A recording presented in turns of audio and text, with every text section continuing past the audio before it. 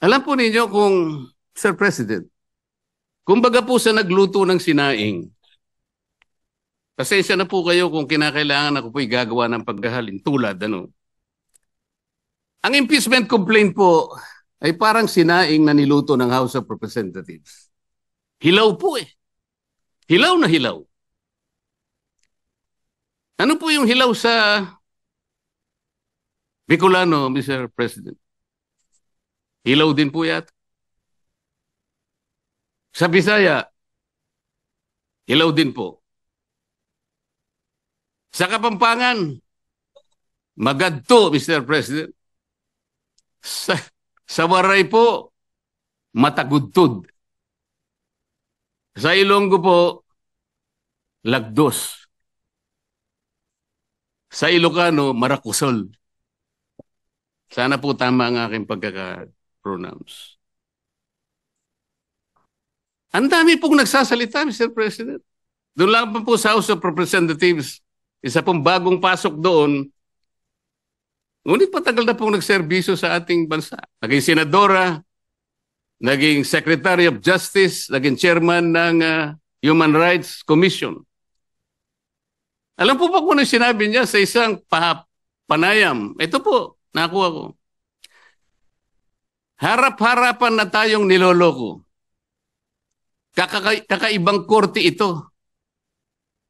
Sana sa palengke na lang final ang impeachment case. At least doon, may nagtitinda ng totoo. Sana po, magtinda po siya ng matagudtod na kanin dyan sa Samar. Baka may bibili kaya. Pwede kaya siyang pumunta dyan sa Pampanga po para magbenta ng magadto na kanin. Kung may bibili, baka sakali. Pumunta kaya sa Panay para magbenta ng lagdos na kanin. Wala po siguro, Mr. President. Baka ngayon dagan dingding, hindi pa patusin. Huwag pong ganun. Ang dami na pong nagsipagsalita. Samantalang hindi po nila nakita. Ang dami, kayo po nagsimula ng mali. Hindi naman po sinasabi ng Korte Suprema na kailanman ay huwag kayong mag-impeach, huwag na kayong mag-file. Ayusin nyo lang po eh. Yun lamang po ang gustong mangyari dito. Ayusin nyo. You want to impeach the Vice President, do it in the right way. Hindi naman po tinignan ng merito eh. Ang sinasabi yung proseso, hindi po nyo sinunod eh. Sinasabi na nga, walang impeachment complaint bukod sa isa. Laban sa isang opisyal sa loob ng isang akalain mo namang 4 po kagad ang ipinay. Pagkatapos yung 4, i-consider mo na isa. Hindi naman po yata tama yun. Thank you, Mr. President. Mr. President, I rise on a question of privilege. Today, I believe the entire nation awaits the disposition of the matter in regard to the impeachment complaint filed against the Vice President, Sara Zimmerman Duterte. In the light of the recent but unanimous decision of the Supreme Court,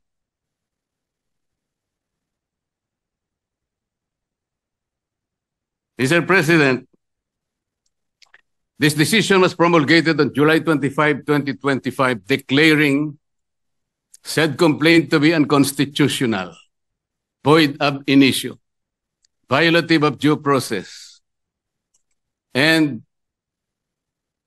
that the Senate in the first place did not acquire jurisdiction over it. Take note, Mr. President, it even said that the decision is immediately executory. But before I continue, Mr. President, let me put on record that the initial proceedings, impeachment proceedings conducted by the Senate in the 19th Congress have never been formally carried over to the Senate of the 28th Congress.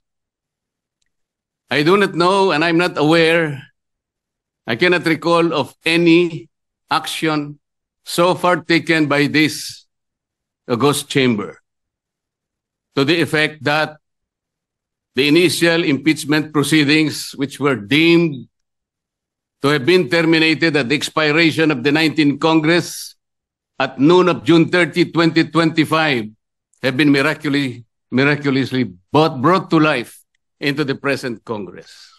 That having said, Mr. President, I'd like to continue. Mr. President, the decision of the Supreme Court did not dwell on the intrinsic merits of the impeachment complaint filed against the Vice President. It zeroed in merely on the procedures and the processes taken by the House of Representatives. To repeat, it declared the whole impeachment complaint constituting the articles of impeachment to be unconstitutional, violative of due process, void ab initio. Simply because the rules of procedure in impeachment proceedings in the House of Representatives were never followed.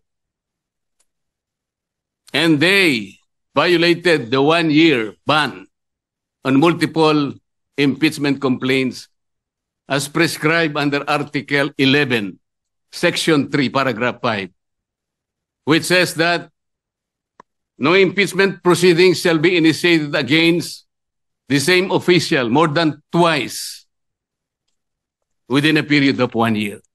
Napakasimple po ng sinasabi doon, Mr. President. No impeachment proceeding should be initiated against the same person more than twice within a period of 1 year. Ilan po ang impeachment proceedings, impeachment complaints na ipinail ng House of Representatives? 4 po eh. The first one started in December 2. Sumunod po December 4. Meron pang sumunod na December 19 hanggang sa umabot po noong February 5. Yun nga pong ipinangangalandakan na impeachment complaint which was signed by more than 1/3 of the members of the House of Representatives. Nasunod po ba? Nasunod po ba ang tuntunin ng House of Representatives? Noon pong nag-require ang Supreme Court, Mr. President, tinanong po yung House of Representatives in connection with the 2 petitions filed by several parties before the Supreme Court. One of the items required by the Supreme Court is for the House to give the status of the first 3 complaints filed. Ano po ang sagot ng House of Representatives? Yun daw pong unang 3, the one filed in December 2, December 4, and December 19 were all archived.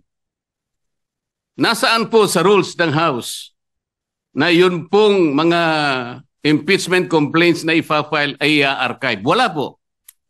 Pwede po bang ipakita yung slide na kung saan ay makikita natin ano po ba ang proseso kapag may nag-file na isang impeachment complaint?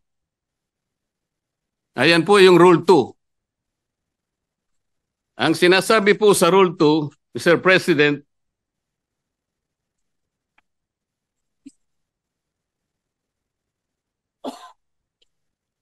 hindi sa Rule 3, sa Rule 3. Rule 2, Section 3. A verified complaint for impeachment by a member of the House or by any citizen upon a resolution or endorsement by any member thereof shall be filed with the office of the Secretary General and immediately referred to the Speaker. Bakit hindi po nasunod ang tuntunin na ito, Mr. Speaker? Kailan po ni-refer ng Secretary General sa opisina ng Speaker yung impeachment complaint dated December 2, 2024? Kailan po ni-refer ng Office of the Secretary General yung impeachment complaint na i-file ng December 4? Wala po silang sagot. Kailan po ni-refer ng Office of the Secretary General yung impeachment complaint that was received on December 19? Wala po silang sinasabi. Kapag titingnan po natin ang sagot ng Solicitor General in behalf of the House of Representatives, ang sabi po nila, the Secretary General diligently referred simultaneously all the impeachment complaints to the office of the Speaker on February 5, 2025. Immediately po ba yan, Mr. Speaker? December 2, December 4, December 19, at isinama po yung February 5, all of them were simultaneously referred to the office of the Speaker on February 5. 2 buwan po ang kanyang ginugol para lang i-refer sa office of the Speaker. Ano po ang immediate doon?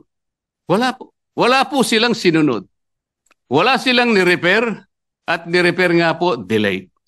Nung ma-refer po, ang sabi po ng Solicitor General, the 4 impeachment complaints were included in the order of business doon po sa session number 36. You will note, Mr. Speaker, hindi po niya ibinigay bilang annex yung order of business in section number 36. Ang kanya pong ipinakita ay yung journal number 36. Bakit po?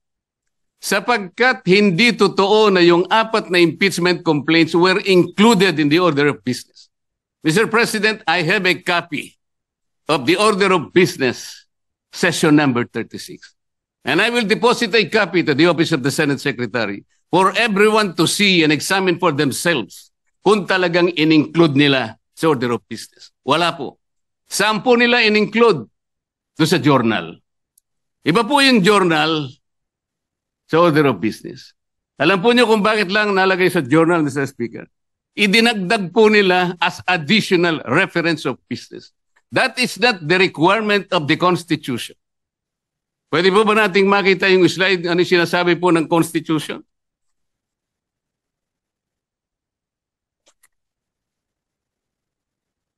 A verified complaint for impeachment may be filed by the member of the House, blah, blah, blah. Ang sinasabi po rito,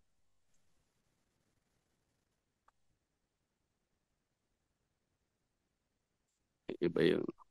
Hindi po yun. Sorry po. Nakalagay po, in-include sa 10th session day. Yun po yung section number 36. Hindi po totoo yun. Ilang violations na po? Kanina po, in-archive po yung tatlong violations. Hindi po ni-refer sa Committee on Justice. Pangatlong violation. 6 na po. Ngayon sinasabi po, in-include po sa order of business. Hindi rin po. 3 violations na naman. 9 na po. At sabi po nila, yung session 36 is the 10th session. Hindi po. Bilangin po natin yung December 2. That was the date when the first complaint was filed, endorsed, and received by the Office of the Secretary General. December 2 is session number 26. Mr. President, bilangin po ninyo yung session number 26 up to session 36 na sinasabi ng Solicitor General. Yun po ang 11th session. That was not the 10th session. Ang 11th session is session number 35. Just for the record, Mr. Speaker. So ilang violation na po yan? Balikan po ninyo yung Rule 2 na nandyan po sa slide, Mr. Speaker. Ano po yung mode of initiating impeachment? Ganito po ang sinasabi ng rule of the House of Representatives. Impeachment shall be initiated by the filing and subsequent referral to the Committee of Justice. Ito po yung Sereno versus, Francisco versus House of Representatives. Verified complaint for impeachment filed by any member of the House of Representatives, i-refer po sa Committee on Justice. Verified complaint filed by any citizen upon a resolution endorsement by any member thereof, i-refer po sa Committee on Justice. A verified complaint or resolution impeachment filed by at least 1/3 of all members of the House, i-refer din po sa Committee on Justice. Bakit po ang ginawa nila nung makakuha sila ng higit sa 1/3, dali-dali po nilang tinransmit sa Senate? Ang pagkakakala po nila, Mr. Speaker, sapagkat ang pinagbatayan po nila ay yung Rule 4 na kung saan in Section 14 sinasabi po endorsement of the complaint resolution to the Senate. Ang sinasabi lamang naman po noon, Sir President, ay yung pamamaraan kung paano po i-endorse yung impeachment complaint that was signed by 1/3 or even more members of the House of Representatives. Hindi naman po sinasabi doon na hindi na sa i-repair sa Committee on Justice. Bakit po nakalagay dito sa rule? Kailangan i-repair din siya sa Committee on Justice, but they never did. Mr. Speaker, Mr. President. So ilang violations na po ito? You cannot use Section 14 in isolation of Section 2. Hindi po pwede yun. Binigyan po ba ng discretion, Mr. President?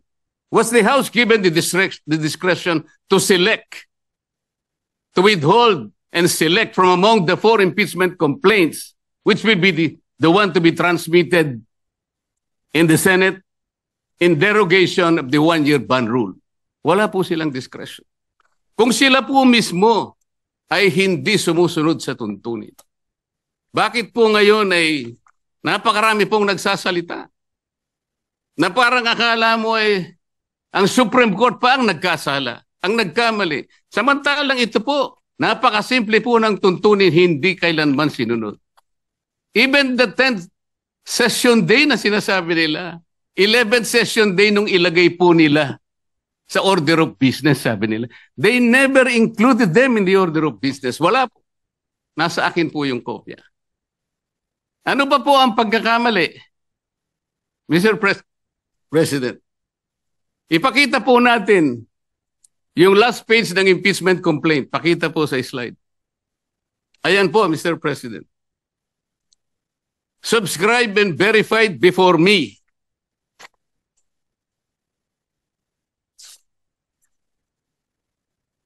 Sabi po ng Secretary General, saan ba yung kopya ko rin?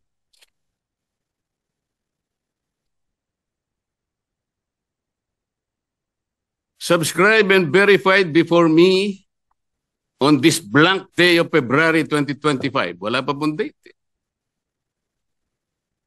Ito po ba ang verification, Mr. President? Hindi po. Ang verification po ay nakasaad po sa mismong tuntunin ng House of Representatives. Balikan po natin ang Section 3. Ano po ang sinasabi? Section 3, Paragraph 2. An impeachment complaint is verified by an affidavit that the complainant has read the complaint and that the allegations therein are true and correct of his personal knowledge or based on authentic records. At the very least, yun ang dapat na ilagay po. Nakalagay po ba sa verification dito? Ng Secretary General ng House of Representatives? Wala. Ito po'y parang jurat lang sa isang affidavit. Sinasabi lamang po dito, kilala niya yung nagsipirma sa isang dokumento. Na ang dokumento ay naglalaman ng 32 pages. This is not the verification required under the rules of impeachment by the House of Representatives. Ang totoo po, kung balikan po natin ang Section 14, nandyan po sa slide. Isinulat na po sa tuntunin kung ano po ang dapat kopyahin nila para magkaroon ng tunay na verification. Hindi pa po nila kinopya. Mr. President, ito po yung contents ng verification na dapat sana yun ang nilagay nila sa complaint.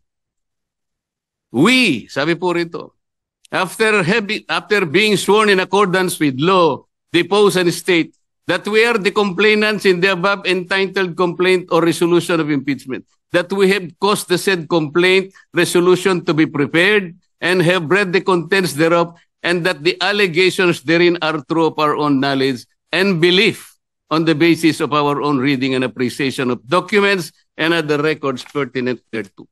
Kokopyahin na lang, Mr. President. Hindi pa nakopya. Mr. President, alam mo po, nung ako'y grade 4, yung teacher po namin, binigyan po kami ng isang short quiz. I-drawing ninyo kanya yung Bicol region. Siguro po 1963 yun, Mr. President. Yung Masbate, hindi pa kasali sa Bicol region. O hindi, kabisado ko naman po sapagkat mahilig po ako sa social studies, Mr. President. Meron pong dalawang nangungopya sa akin. Yung isa nasa likod, yung nasa kaliwa ko. Yung nasa likod po, nakopya niya pong tunay yung aking drawing. Pinagalitan siya pero ipinasa po sapagkat nakopya niya po yung aking drawing. Yung isa po, nangopya na nga, hindi pa niya nakopya. Ang kinopya po, mas bate. O wala po. Hindi po siya nakapasa. Ano pong ibig ko sabihin dito? Kukopyahin na lang eh. Alam po ninyo sa mga litigation lawyers, practicing lawyers worth their salt. Wala ka lang certification of non-forum shopping, i-dismiss ka ng Supreme Court. Paliwanag po yun. Hindi subscribe yung complaint mo, dismiss ka kagad. Mahigpit po ngayon eh. Ito po, this is an impeachment complaint. You are removing the second highest official of government. Yun lamang pong verification. Sablay na po eh. Ano pong nakalagay dito? Section 3, paragraph 3. An impeachment complaint required to be verified which contains a verification based on information and belief or upon knowledge or information and belief or lacks proper verification, katulad po nito ngayon, shall be treated as an unsigned impeachment complaint. So pwede pong tratuhin pala ngayon sapagkat wala pong verification. It may be treated as unsigned impeachment complaint. Paano ba yun? Bakit magsasalita po ang napakarami? Ang sinasabi po ng mga ibang kasama natin, magpapile pa naman ng motion for reconsideration. Bakit hindi natin hintayin? As I said, Mr. President, if you are a practicing lawyer worth your salt, you are confronted with the unanimous decision of the Supreme Court. In a firm voice, it says this is unconstitutional, void ab initio, violative of due process, and the Senate never acquired jurisdiction over this. And it is immediately executed. Parang sinasabi niya sa'yo, wala ka ng room mag-file niyan. Is anyone expecting that even one soul of the members of the Supreme Court will reverse himself? We cannot depend our action, Mr. President, on the fortunes of litigation. Naalala ko pa nga po doon sa kaso ng Francisco versus House of Representatives.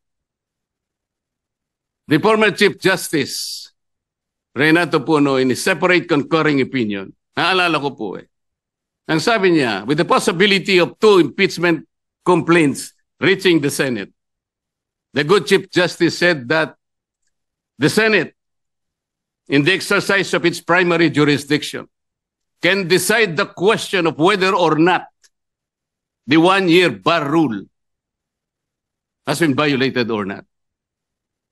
The Senate can even decide if on its face the impeachment complaint has no legal basis. At ang sabi pa po niya doon, Francisco versus House of Representatives, sabi pa niya ron if the Senate finds that the 1-year bar rule is violated or that the impeachment complaint has no legs to stand on, that will be the end of the entire controversy. He was saying that let's give all the remedies available to the House and the Senate because of their primary jurisdiction. But when the case is ripe for judicial determination, it was the view of the former Chief Justice that the Supreme Court at that time, and only at that time, when it can speak with great moral authority in order to compel the loyalty, the respect, and the obedience of our people. Mr. President, when the Supreme Court negates the actions of a co-equal branch of government, it does not assert its superiority. Instead, it upholds the supremacy and the dominance of the fundamental law of the land, the Constitution. And so the Supreme Court has already spoken. The last arbiter of law, it says the complaint is unconstitutional, is void ab initio, It's violative of due process. The Senate never acquired jurisdiction over this.